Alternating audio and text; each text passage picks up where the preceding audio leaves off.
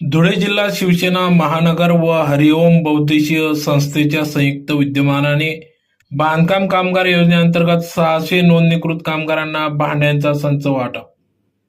याबाबत वृत्त असे की प्रभाग क्रमांक 2 मधील प्रभात नगर येथील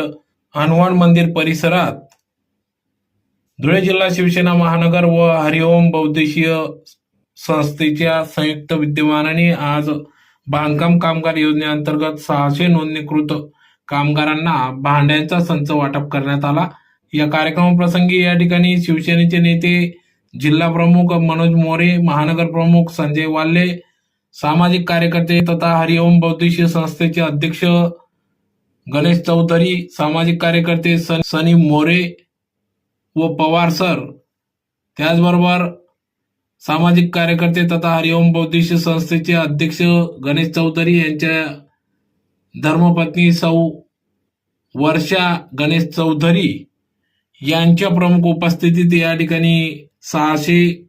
बांधकाम कामगारांना, नोंदणीकृत कामगारांना या ठिकाणी भांड्यांचा संच वाटप करण्यात आला।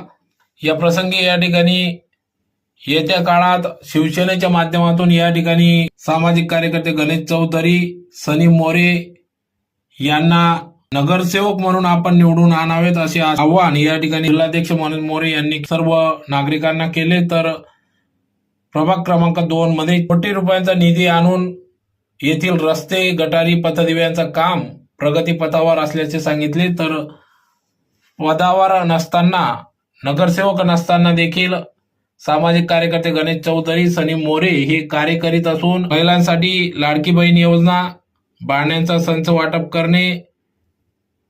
रेशन कार्ड बनवणे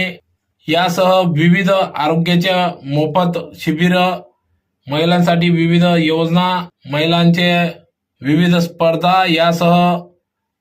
त्यांच्या अडीअडचणी समजून घेण्याचं काम या ठिकाणी गणेश चौधरी सामाजिक कार्यकर्ते हे करीत आहेत। त्याचबरोबर त्यांना सहकार्य म्हणून सनी मोरे हे देखील कार्य करीत असून येत्या काळात सामाजिक कार्यकर्ते गणेश चौधरी, सनी मोरे यांना नगरसेवक म्हणून पाहावं व सत्तेवर नसताना देखील एवढ्या मोठ्या प्रमाणात त्या ठिकाणी प्रभागाचा विकास केला जात असून सत्तेवर असताना अजून